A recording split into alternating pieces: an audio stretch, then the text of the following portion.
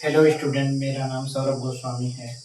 मैं आज मैथ के कक्षा 12 मैथ के एक बेहतर वीडियो को लेकर आपके सामने आया हूँ। मैं आज स्टार्ट करता हूँ समाकलन, जिसे इंग्लिश में इंटीग्रेशन कहते हैं। समाकलन आपको विस्तार से समझाऊंगा। देखिए, पहला नोट पॉइंट है, आप कॉपी पर निकाल कर नोट चीज आप लिख लीजिए। जो मैं लिखाऊंगा उसके बाद फार्मूला लिखाऊंगा, आप उसको नोट कीजिए। उसके बाद समाकलन का कोई ऐसा सवाल नहीं है जो आपसे ना लगे। मैं आपको एनसीईआरटी से भी क्वेश्चन कराऊंगा टोटल, और बालाजी से जितने सवाल हैं टोटल कराऊंगा। तो पहली चीज क्या है, समाकलन क्या है? समाकलन अवकलन की विलोम प्रक्रिया है। समाकलन अवकलन की विलोम प्रक्रिया है। पहली चीज क्या है? समाकलन अवकलन की विलोम प्रक्रिया है। पहली बात ये हो गई।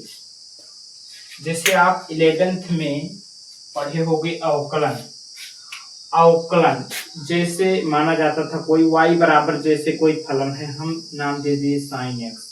y बराबर sin x है। अब इसका अवकलन किस प्रकार करोगे? डिफरेंशिएशन विद रेस्पेक्ट टू किसके सापेक्ष? x के। तो इसका क्या हो जाएगा? D D X of Y is equal to D D X of sine X, और इसका रिजल्ट जो आएगा वो cos x आएगा। तो समाकलन कहने का मतलब है हम जानते हैं कि साइन x का अवकल गुणांक, हम जानते हैं कि साइन x का अवकल गुणांक cos x होता है। तब वह विधि जिससे हम पुनः साइन x पा जाए उसे समाकलन कहते हैं। समाकलन का मतलब समझिए। जैसे देखिए, समाकलन cos x dx x के रिस्पेक्ट में हो रहा है, इसका क्या आ गया? Sine x plus c। जहां c क्या है?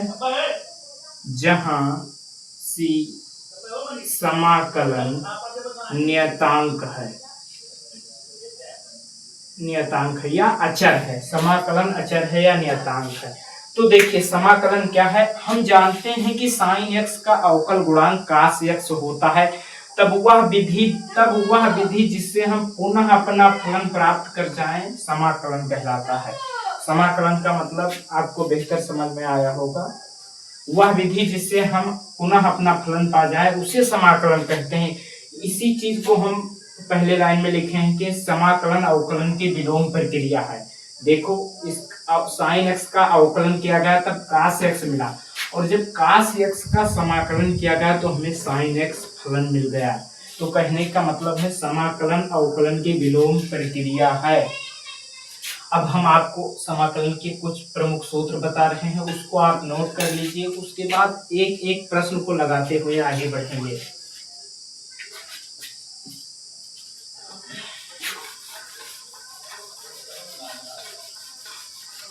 उसके बाद मैं थोड़ा बहुत समाकलन के बारे में और समझा देता हूं।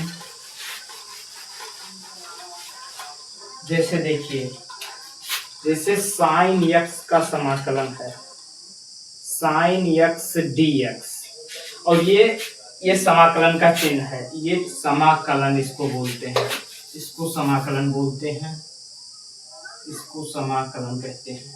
ये समाकलन का चिन्ह है, समाकलन का चिन्ह है, इसे दर्शाते हैं।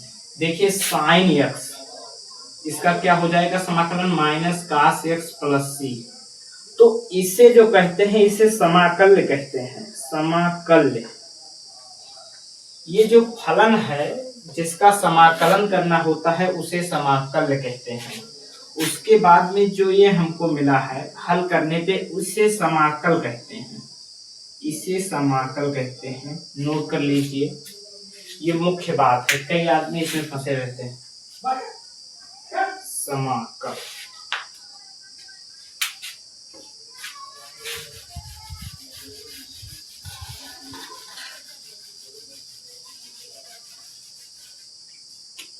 उसके बाद में जैसे इसके प्रमुख सूत्र हैं, देखिए पहला सूत्र है इसका समाकलन x की पावर n। x की पावर अगर कोई संख्या है तो इसका जो समाकलन होगा किसके रिस्पेक्ट में, x के रिस्पेक्ट में, तो इसका जो फार्मूला होगा x की पावर n प्लस 1 बटे में n प्लस 1, यानी नंबर प्लस में एक को ऐड कर लेना है। ठीक, ये पहला सूत्र है, ये फर्स्ट सूत्र है इसका।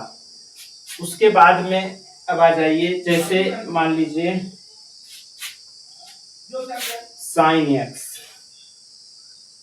साइन x समाकलन साइन x dx का समाकलन क्या हो जाएगा, माइनस कास x प्लस।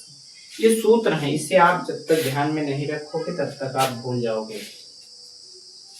उसके बाद समाकलन कास x dx, इसका क्या होता है, साइन x प्लस c। उसके बाद में आ जाइए साइन x कास x। अब आ जाइए, पहले इतना नोट कीजिए, उसके बाद मैं आगे बढ़ रहा हूँ।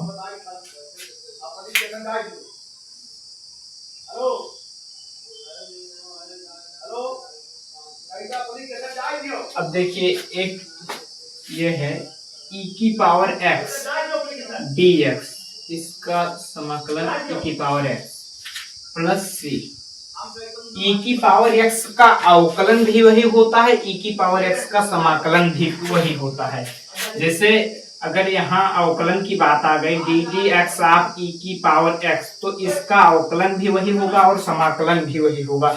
ये बात ध्यान में रखिए। अगर आप पूरे सूत्र को आप रिपीट कर रहे हैं, आपके माइंड में है, तो कौन ऐसा सवाल नहीं है जो आप हल ना कर सको। अब उसके बाद में हम आते हैं, देखिए इतना नोट हो गया, नोट